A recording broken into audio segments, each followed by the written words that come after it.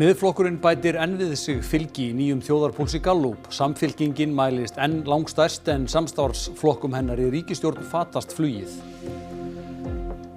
Engar breytingar verða gerðar á ráðherraskipan Flokks fólksins á ríkisráðsfundi á morgun. Inga Sæland, formaður flokksins, fer með málefni 3 ráðuneyta fram í miðjan janúar.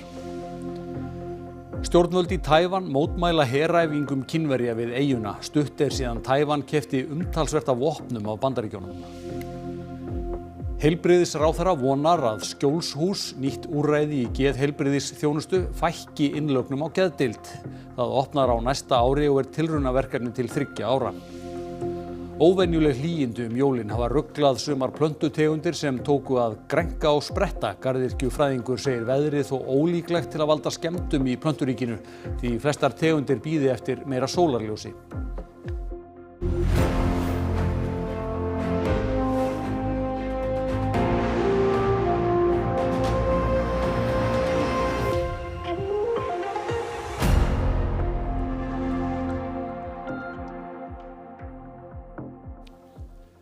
Gott kvöld.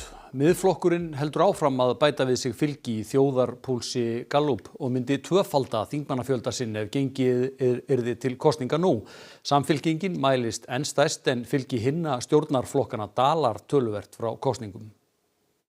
Samfylkingin sem fyrr stærst, fengi rétt tæplega 31% fylgi sem 10% meira en í kosningunum fyrir ári. Flokkurinn mælist stærstur í öllum kjördæmum. Miðflokkurinn heldur áfram að bæta við sig, fengi tæplega 22% samanborið við 12% í kosningum.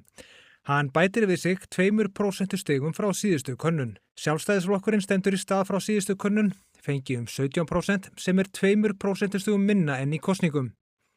Fylgi Viðreisnar heldur áfram að dala. Flokkurinn fekk tæplega 16% í kosningunum en fengi nú tæplega 11%. Flokkur fólksins á svipuðu róli og í síðustu könnun en fengi töluvert minna en í kosningum, færi úr tæplega 14% niður í 5,5%. Fylgi Framsóknarflokksins nálgast hættumörk. Hann rétt skríður yfir 5% þröskuldin eftir að hafa fengið tæplega 8% í kosningunum. Aðrir flokkar eru töluvert frá því að ná manni á þing. Samanlagt fylgi stjórnarflokkana 47% en stuðningur við ríkisstjórnina fer úr 59% í 55%. Samkvæmt þessu fengi Samfylkingin 22 þingmenn og myndi bæta við sig 7. Viðreisn fengi 7 þingmenn og tapaði 4 og Flokkur fólksins fær úr 11 í 3 þingmenn. Ríkisstjórnin héldi samkvæmt þessu velli með minnsta mögulega meirihluta eða 32 þingmenn. Miðflokkurinn myndi tvöfalda þingmannafjölda sinn úr 8 í 16. Sjálfstæðisflokkurinn myndi tapa 2 þingmönnum, færi úr 14 í 12 og Framsóknarflokkurinn færi úr 5 þingmönnum niður í 3. Magnús Geir, helstu tíðindin í þessari könnun eru þau að Miðflokkurinn að auka enn fylgi sitt. Já, samkvæmt þessu þá Miðflokkurinn orðinn stóri flokkurinn á hægri væng íslenskra stjórnmálamanna. Það bara einu kjördæmi í Reykjavík norður þar sem Sjálfstæðisflokkurinn mælir stærri. Þeir eru nokkurn veginn jafnir í Reykjavík suður en í öllum öðrum kjördæmum þá Miðflokkurinn stærri en Sjálfstæðisflokkurinn og í flestum tilfellum þá munar verulega á þessum flokkum. Það náttúrulega langt í kosningar en lítur að vera mikið áhyggjuefni fyrir Sjálfstæðisflokkinn og ekki síður Framsókn sem samkvæmt þessu bara hreinlega komin í útimeigahættu. VG sýndi á síðasta kjörtímabili að flokkar verði ekkert of stórir til að falla af þingi og Framsókn, hún mælist varla á suðvesturhorninu sem hlýtur að vera eitthvað sem flokksmenn horfa til þegar þeir kjósa sér nýjan formann í febrúar. Samfylkingin mælist enn langstærst en samstarfsflokkarnir hennar, þeir tapa fylgi. Hvað skýrir þetta? Þeir kannski tapa af ólíkum ástæðum.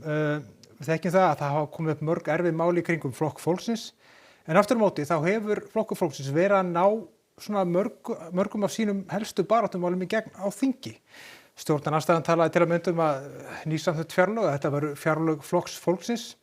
Þessu akkúrat öfugt farið hjá Viðreisn. Það svona tiltölulega mikil ró í kringum ráðherrana en flokkurinn hefur ekki verið að ná sínum málum í gegnum þingið. Við kannski munum að formaðurinn reyndi að koma einu af útlendingamálum dómsmálaráðherra í gegnum þingið á lokasprettinum sem tókst ekki en kannski sýnir að það komið svona farið að gæta ákveðnar óþreyju í baklandinu. Já, en þegar að svona fjarar undan fylginu þá fara menn oft í það að stokka upp í ráðherraliðinu. Það ekki staðan núna? Það var búist við því að það jafnvel kynntar breytingar á fundi ríkisráðs á morgun. Kannski eins og við vitum þá Inga Sæland, hún gegnir öllum ráðherraembættum Flokks fólksins á meðan Eyjólfur Ármannsson og Guðmundur Ingi Kristinsson eru í leyfi. Og það svona töluverð óviss það hvort og þá hvenær Guðmundur Ingi snýr aftur. En formaðurinn segir að það verði engar breytingar á morgun, hvað svo sem síðan verður. Árlegur ríkisráðsfundur hefur verið boðaður á Bessastöðum á morgun en ekki á gamlársdag eins og venja er.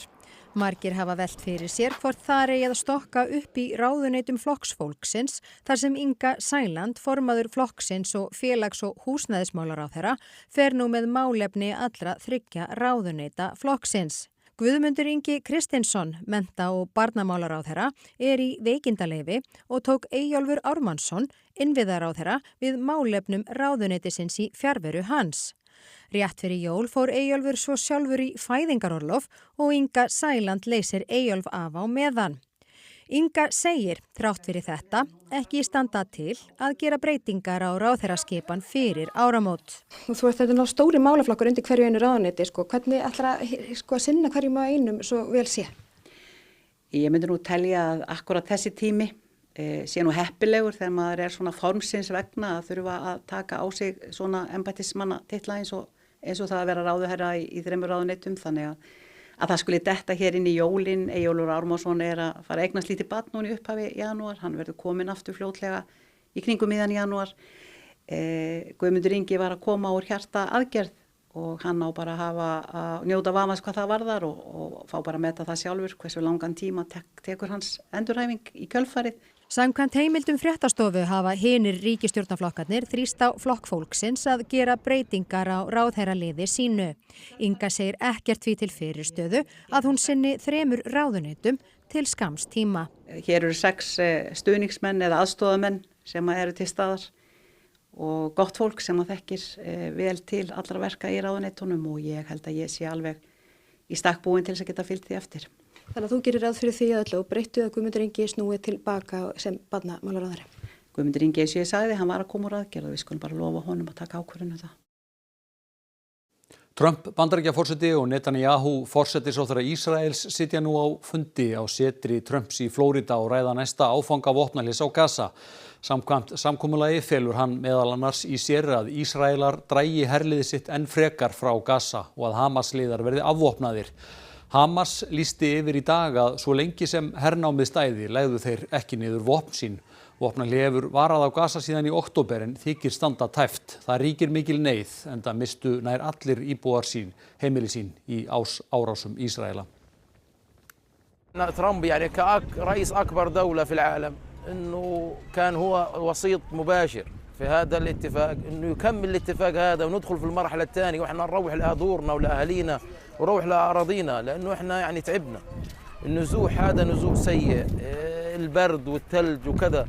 وإحنا إن شاء الله بالنسبة لترامب ونتنياهو يخلصونا إن شاء الله متفائلين خير يعني إن شاء الله أنكم تخلصونا على الوضع اللي إحنا اللي فيه. أنتم شايفين وضعنا مأساوي كل غلاء معيشة وطلعة والحياة صعبة وعندنا أطفال وعندنا كبار السن.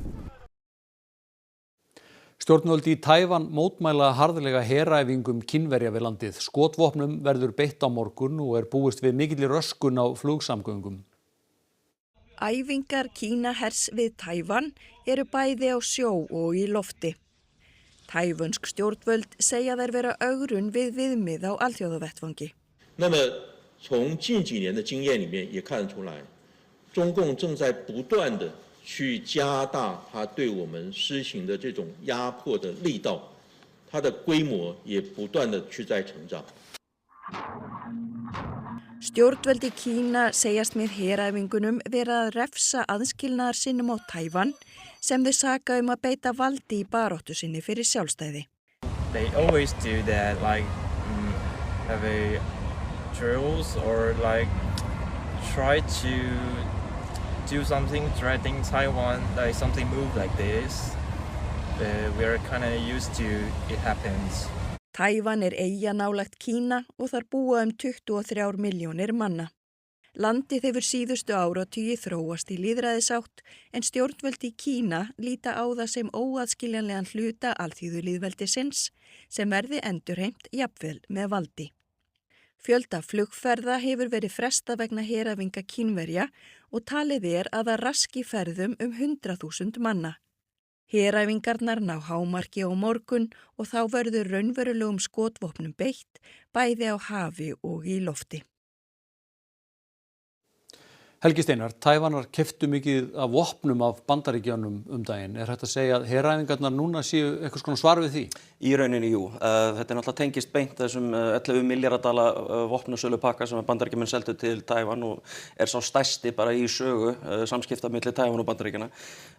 Þannig að utanríkisráðuneytið hefur sagt í Kína að þetta tengist í raun það sem þeir líta á sem afskiptasemi annarra ríkja og það má heldur ekki gleyma ummælum nýjasta forsætisráðherra Japana sem sagði að ef að Kínverjar ráðast inn í Tævan þá munu Japanir skerast í leikinn. Þannig að þetta í rauninni, þeir hafa verið mjög skýr með þetta að við erum að gera þetta í rauninni til þess að rauninni sporna gegn afskiptasemi annarra ríkja. En sko Kínverjar hafa áður verið með heræfingar við Tævan. Eru þessar umfangsmeiri en áður? Í þessar það verður að tala sko, ég held að tævanski herinn hafi fundið á sínum radar 28 kínversk herskip, 89 herþotur, þannig að þetta eru stórar æfingar. Þeir hafa samt heræfingar í kínverska alþýðuhersins við Tævan eru ekki nýjar af nálinni. Þeir hafa á síðustu 4 árum haft 6 æfingar og í rauninni daglega þá senda þeir skip inn í lögsögu Tævana. En ég myndi segja að munurinn núna sá að hversu hvöss stjórnvöld í Kína eru samhliða æfingunum. Því þeir hafa vel nátið að nægja bara að leyfa skipunum að tala en núna þeir að segja að þetta ástæðan fyrir því að við erum að halda þessar æfingar. Já, stjórnvöld í sko Kína hafa sakað Tævana ætla að knýja á sjálfstæði, jafnvel með valdi. Eitthvað til í því og það sem að almenningur vill? Sko síðustu 2 forsætisráðherra Tævan forseta Tævan hafa verið svona, hvað maður segja, herskári heldur en forveraði þeirra. En meiri hluti Tævana vilja það sem kallað status quo, óbreytt ástand. Það í rauninni bara við ætlum ekki að lýsa yfir sjálfstæði, en við ætlum heldur ekki að vera nauðbyggja okkur fyrir Kína. Og það í rauninni það sem við þurfum aðeins að skilja í þessu líka að það alltaf talað munu Kínverjar ráðast inn í Tævan. Við þurfum líka að skilja hvað það þýðir. Kínverski herinn hefur stækkað vissulega á undanförnum árum og stór, en hann hefur enga stríðsreynslu. Hann hefur ekki tekið þátt í orrustu síðan 1979 og það var bara landamæradela við Víetnam. Þetta líka eyja sem 70% fjalllendi, þannig að þó að þeir myndu vissulega ráðast inn í einu þá væri mjög erfitt að halda henni og þar ofan að það Tævan stærsti örgjafaframleiðandi í heiminum. Örgjafar náttúrulega notaðir í allt sem við notum í daglegu lífi, hvort sem það eru farsímar eða tölvur eða jafnvel þvottavélar, þannig að ég held að alheimurinn myndi vera mjög mótfallinn þessu. Takk fyrir þetta, Helgi Steinar. Skjólshús, nýtt úrræði fyrir fólk sem glímir við andlegar áskoranir, verður opnað á næsta ári. Heilbrigðisráðherra segir úrræðið liði að efla framboð fyrir fólk sem líður illa. Síðustu ár hefur Geðhjálp unnið að því að setja á laggirnar svokallað skjólshús fyrir fólk 18 ára og eldra sem treysti sér ekki til að vera heima vegna andlegra erfiðleika. Þar getur fólk dvalið til skamms tíma áður en það telur sig þurfa á innlögn á geðdeild að halda eða í stað slíkrar innlagnar. Alltaf 3 til 5 geta dvalið þar hverju sinni, þeim að kostnaðarlausu. Þar sem að ræða svokallað lágþröskulda úrræði, þannig að fólk sem glímir við geðrænar áskoranir getur komið og lagt sig inn sjálft og verið í 1 til 2 vikur og þeir sem þarna starfa eru jafningjar og allt fólk sem hefur reynslu af geðrænum áskorunum. Heilbrigðisráðherra, félags- og húsnæðismálaráðherra og formaður Geðhjálpar skrifuðu undir samstarfssamning í dag en þetta tilraunaverkefni til 3 ára. Áætlaður kostnaður eru rúmlega 280 milljónir og ríkið leggur til tæplega helming. Alma segir skjólshús mikilvægan lið í að efla framboð og bjóða upp á fleiri valmöguleika til að grípa fólki í vanlíðan. Auðvitað það Geðhjálp sem hefur drifið þetta verkefni en þetta hljómar mjög vel í mín eyru og ég bind vonir við þetta úrræði og við sjáum hvað það mikilvægt að það sé fjölbreytni í úrræðum. Gert ráð fyrir því að athvarfið verði opnað á fyrri hluta næsta árs en leit að hentugu húsnæði fyrir starfsemina stendur yfir. Einn af ávinningunum sá sem við vonum að það verði komið í veg fyrir innlagnir. Og hingað kominn Grímur Atlason, framkvæmdastjóri Geðhjálpar. Hverju mun skjólshús breyta? Já, það allan að breytir mjög miklu hvað það varðar að þessi valkostur hefur ekki verið til hér og fyrir okkur sem að hafa bundið vonum við þetta í mörg ár, að þetta komist á Íslandi, að þá teljum við að þetta geti breytt í rauninni öllu. Af því að þetta komin valkostur sem hefur ekki verið fyrir hendi. Og það sem kannski fyrst að þetta svona þitt val að fara þarna inn. Sumir vilja ekki fara til dæmis inn á geðdeild en gætu hugsað sér að fara þarna inn og eru kannski bara í þannig ástandi að það sé ekki gott að vera heima og þetta skiptir miklu máli. Og eins og heilbrigðisráðherra var að segja þá getur þetta kannski komið í veg fyrir innlagnir. Og hvers konar starfsemi verður í boði þarna? Fólk kemur í sinni krísu og leitar til okkar og í rauninni biður sjálft að koma þarna inn og það í rauninni það geta allir komið og þetta kemur á þínum forsendum. Þetta ekki tilvísun eða neitt slíkt. Svo kemur þarna inn og það fólki sem vinnur í skjólshúsi allt saman með jafningja reynslu. Það að segja sjálft með reynslu af því að glíma við andlega erfiðleika. Og þetta hefur gefið mjög góða raun til þessi Bandaríkjunum, að það verið opnað í Hollandi, þetta út í Danmörku og mjög víða. Og skiptir bara miklu máli upp á flóruna að gefa slagan í því hvernig þú takast á við bataferlið sem svo mikilvægt. Þannig verður pláss fyrir 5 í einu. Mun það hafa áhrif á innlagnir á spítalanum?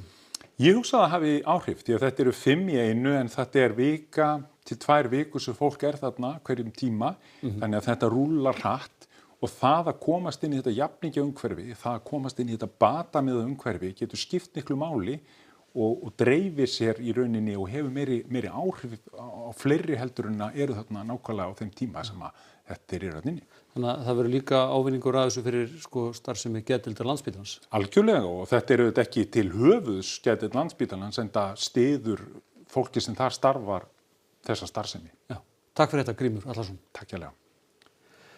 Árið 2025 var ár banka og smásölurisa á hlutabréfamarkaði. Fall Play og hlutafjárútboð Íslandsbanka voru stærstu tíðindi ársins. Miðað við fyrri útboð þótti salan á eftirstandandi hluti ríkisins í Íslandsbanka almennt heppnast vel. Seldir voru hlutir fyrir rúmlega 90 milljarða króna að mestu leyti til almennings. Rúmlega 30.000 manns tóku þátt í útboðinu og má segja að þeir hafi fengið eitthvað fyrir sinn snúð. Enda verðmæti hlutarins í dag 3/3 herra en útboðsgengið. Fall flugfélagsins Play kom í sjálfu sér ekki á óvart enda hafði félagið verið rekið með miklu tapi frá stofnun. Tímasetningin var hins vegar óvænt, rétt eftir háannatímabil í flugi og að nýloknu hlutafjárútboði. Eftir sátu margir með sárt ennið, 18.000 manns urðu strandaglópar, 400 manns mistu vinnuna og fjárfestar töpuðu milljörðum króna. Árið var tíðindalítið í nýskráningum í Kauphöllina en nokkur ný félög gætu bæst í hópinn á næsta ári. Lengi hefur verið beðið eftir Bláa lóninu og Kórifarma á markað og þá hefur rætt skráningu Arctic Adventures og Icelandia eða kynnisferða á markað en gangi sá samrunni eftir verður til nýr risi í ferðaþjónustu. Loks samrunni stórra fyrirtækja í pípunum. Arion banki og Íslandsbanki háðu harða baráttu kviku og hafði sá fyrrnefndi betur. Íslandsbanki snýr sér þá að Skaga sem meðal annars á Vís. Óvíst hvort þetta ná í gegn og raunar gefa viðbrögð markaðarins undanfarið vísbendingar að ólíklegra sé að úrverði heldur en hitt. Eftir þokkalega byrjun á árinu fór að halla undan fæti í Kauphöllinni. Þann 2. apríl tóku hlutabréf djúpa dýfu en þá hafði Donald Trump Bandaríkjaforseti tilkynnt umfangsmikla tolla á flest ríki heims, þar með talið 15% tolla á íslenskar vörur. Markaðurinn hefur náð að rétta úr kútnum en hefur enn ekki náð sömu hæðum og í ársbyrjun. Kauphallarnar í nágrannalöndunum fundu einnig fyrir áhrifum af tolladegi Trump en þar hefur viðspyrnan verið mun öflugri en hér heima. Víðast hvar hafa vísitölur hækkað 15 til 20%. Sérfræðingur á hlutabréfamarkaði segir efnahagsástandið skipta þar mestu. Þetta hefur verið í rauninni bara alveg samfellt frá innrás Rússa í Úkraínu febrúar 22. Þá var markaðir hér bara gefið verulega á bátinn heilt yfir samanborið við erlendamarkaði. Eiginlega alveg sama hvar þú bara breiðir niður fæti. Ég held að stærsta ástæðan sé bara að það eru hærri vextir hér og fólk bara svona hefur, sérstaklega kannski almenningur, hefur ekki verið í jafn ríkum mæli að fjárfesta á hlutabréfamarkaði og ég held að ennþá með síðustu tölur sko uppsafnað útflæði úr hlutabréfasjóðum frá febrúar 2022 yfir 20 milljarðar og það munar það. Þótt úrvalsvísitalan hafi lækkað á það ekki við öll fyrirtæki í Kauphöllinni. Sum áttu raunar góðu gengið að fagna. Af þeim 27 fyrirtækjum sem mynda úrvalsvísitöluna hækkuðu 15 á árinu en 12 lækkuðu. Fjármálafyrirtæki og smásölurisar hækkuðu mest. Bankar skipa 3 efstu sætin og hækkun hjá Högum og Festi náðu líka 2 stafa tölu á árinu sem á fasteignafélagi Reytir. Listinn yfir mestu lækkun nokkuð fjölbreyttari. Lyfjafyrirtækið Alvotech lækkaði langmest og þar á eftir Sýn og Icelandair en rekstrarvandi þeirra hefur verið mikið í fréttum á árinu. Loks var það Play sem hvarf af markaði eftir gjaldþrot. Ég myndi segja að þetta var kannski ár bankana og smásölufélagana. Bankarnir náttúrulega hækkuðu mest allra félaga á árinu og smásölufélögin áttu mjög gott ár. Bæði á hlutabréfamarkaði en líka bara í undirliggjandi rekstri hjá öllum þessum félögum. Hjá bönkunum myndi ég segja að það sé bara áframhaldandi svona góður undirliggjandi rekstur en svo náttúrulega voru þessi svokölluðu vaxtabál sem eru núna frá, komið niðurstaða í þau og það er náttúrulega bara að eyða þessari óvissu sem er búið að hanga yfir þeim núna í nokkur ár. Laukar skutu upp grænum stilkum og brúum koma á greinar á landinu norðan og austanverðu yfir óvenju hlý jól. Garðyrkjufræðingur segir íslensku tegundurnar ekki láta blekkjast þrátt fyrir sumarhita í desember. Eins og bara kannski við sjáum hérna þá hefur þetta aðeins byrjað að bruma hérna. Jólin blésu landið hlýir sunnanvindar og mældist hæsti hiti í desember frá upphafi mælinga heil 19,8 stig á Seyðisfirði. Víða landið austan og norðanvert fór hitinn vel yfir 15 stig. Sumar plöntutegundir hafa tekið feil í blíðunni og haldið að nú væri tekið að vora. Það þarf ekkert að leita sérstaklega lengi til að finna svona fagurgræn lauf og bruma á runnum en garðyrkjufræðingar segja mér að það sé engin ástæða til að hafa áhyggjur. Þetta eigi nú líklega eftir að taka við sér í vor. En ég hef nú ekki áhyggjur á því að þessi planta kom ekki bara aftur á stað í vor. Verður eitthvað smá hikst á henni hérna af því að það skemmast þessi brumen. Lífið heldur áfram hjá þeim. Það eru einna helst innfluttar tegundir, það er að segja plöntur sem hafa ekki aðlagast íslensku veðurfari í lengri tíma sem fóru dagavillt í hitanum og gætu einhverjar þeirra hafa skemmst. Þetta er nánast myrkur allan sólarhringinn og jarðvegurinn kaldur þannig að þetta er afskaplega lítið sem plönturnar hafa farið af stað. Reynsluboltarnir hafa vit á að bíða eftir meira sólarljósi. Eins og hérna sjáum við bara venjulega ilmbjörk að á þessum tíma þegar sólargangur er stuttur og þetta var nú hérna á vetrarsólstöðum sem þetta gerist, að þá bara býður það í dvala til vorsins. Einhverjir gætu þó orðið varir við græna sprota í beðum hjá sér frá laukum sem eiga ekki að skjóta sér upp fyrr en með vorinu. Við því er lítið að gera úr þessu en það er langur tími til vors og því allar líkur á að þeir átti sig aftur þá. Skást væri þó að plönturnar fengju frið undir hvítu teppi þar til daginn tekur að lengja. Best væri að fá bara snjóinn tímanlega á haustin og vera ekki að láta neitt hreyfa sig fyrir bara með sólinni og vorin. Kastljós verður á sínum stað í kvöld en með óhefðbundnu sniði því þar verður stiklað á stóru yfir það sem hæst bar á árinu í sérstökum Kastljós annál. En það var veðri. Vestlæg 8 til 15 á morgun en hvessir þegar líður á daginn. 13 til 20 annað kvöld en yfirleitt mun hægari landið sunnanvert. Áfram léttskýjað eystra, annars skýjað og sumstaðar dálítil væta. Hiti frá frostmarki að 6 stigum. Við förum nánar yfir veðurhorfurnar að loknum íþróttum. Bandaríska skíðakonan Mikaela Shiffrin virðist óstöðvandi í svikbrautinum þessar mundir. Hún vann sitt 5. heimsbikarmót á tímabilinu í gær af 5 mögulegum. Spænska körfuboltaliðið Bilbao Basket með Tryggva Snæ Hlinason innan borðs hafði unnið alla heimaleiki sín á tímabilinu þegar það fekk stórlið Barcelona í heimsókn. Og við kíkjum á heimsmeistaramótið í pílukasti þar sem nokkrir fyrrum heimsmeistarar voru í eldlínunni. Hér í íþróttum eftir augnablik. Helstu atriði frétta. Miðflokkurinn bætir enn við sig fylgi í nýjum þjóðarpúlsi Gallup. Samfylkingin mælist enn langstærst en samstarfsflokkum hennar í ríkisstjórn fatast flugið. Engar breytingar verða gerðar á ráðherraskipan Flokks fólksins á ríkisráðsfundi á morgun. Inga Sæland, formaður flokksins, fer með málefni 3 ráðuneyta fram í miðjan janúar. Stjórnvöld í Taívan mótmæla heræfingum Kínverja við eyjuna. Stutt síðan Taívan keypti umtalsvert af vopnum á Bandaríkjunum. Heilbrigðisráðherra vonar að skjólshús, nýtt úrræði í geðheilbrigðisþjónustu, fækki innlögnum á geðdeild. Það opnar á næsta ári og tilraunaverkefni til 3 ára. Óvenjuleg hlýindi jólin hafa ruglað sumar plöntutegundir sem tóku að spretta og grænka. Garðyrkjufræðingur segir að veðrið sé þó ólíklegt til að valda skemmdum í plönturíkinu því flestar tegundir bíði eftir meira sólarljósi. Það var þetta upptalið hjá okkur í kvöld. Ef þið viljið senda okkur ábendingar fréttir getið þið sent póst á netfangið fréttir@ruf.is. Takk fyrir samfylgdina á öllum okkar miðlum þar sem afur degi. Verið sæl og njótið kvöldsins.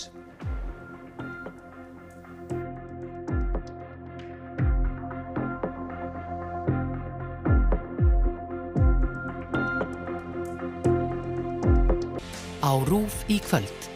Kastljós Annáll. Stikla verður á stóru á viðburðaríku ári.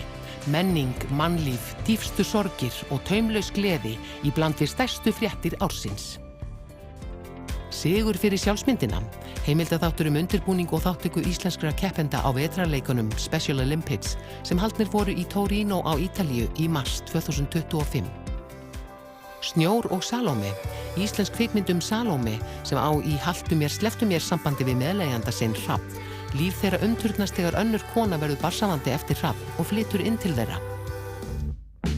Góður strákur og vel upp alinn.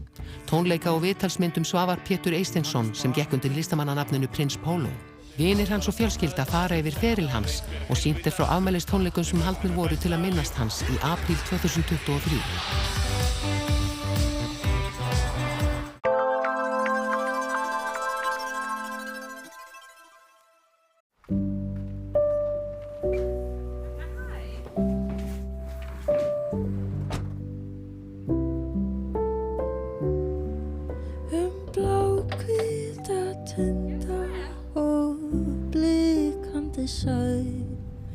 Berast nú ljóm fögur kær